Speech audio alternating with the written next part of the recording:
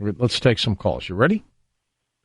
Yeah. Bill in West Hartford, Connecticut. Hey, Bill, go ahead. Yes, hi, George. Hi, Whitley. It's an honor and a pleasure to talk with you again. Whitley, a very quick comment leading into one question for you. My quick comment is you are the most expert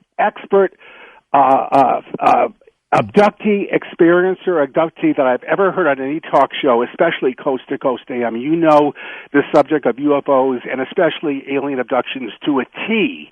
Now, my question to you is, in light of that, my question is, if Hillary Clinton becomes president of the United States as of this November 8th this year, and I hope she does, by the way, I hope Hillary Clinton is the next president of the United States, would you, after that election, offer yourself in some way, shape, or form that you can to contact the Clinton administration, particularly John Podesta, who I would assume would be Hillary Clinton's chief of staff, who was there in Bill Clinton's administration when Bill and Hillary were there in the 1990s, and they talked about UFOs back then, and you know that very well. My question specifically is, would you have yourself be a liaison or an advisor, or whatever you want to call it, an ambassador or advisor to the subject of disclosure in general, and to get as much knowledge out to the general public of the world, and especially the United States, as you can in particular?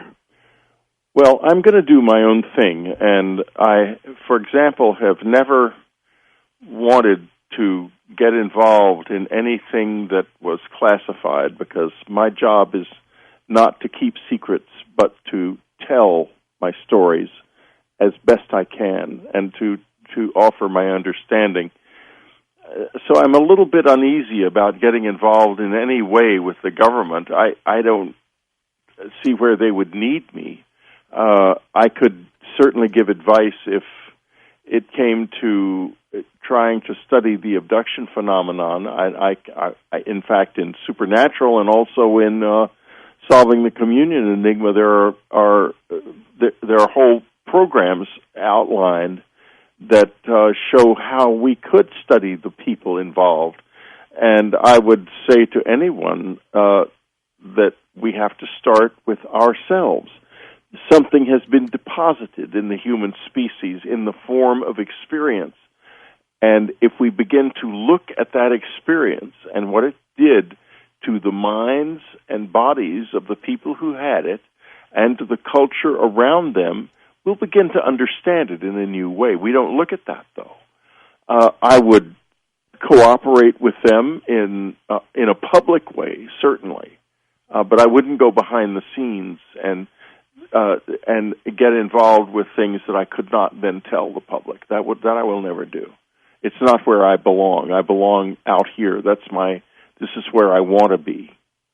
So I would think, though, that the way this world works, that I would not necessarily be a person it would occur to them to call on. I wrote some years ago, I wrote a letter about this to John Podesta. I never got any response from him. I tried to get, Leslie Keene knows him and knows how to get in touch with him, but she will not respond to me generally either. So I don't know. I'm just here.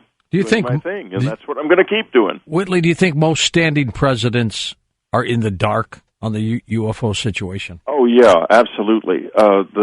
Richard Nixon was not in the dark. No, he was not. He wasn't, because he was... Jackie Gleason story, that was a great story.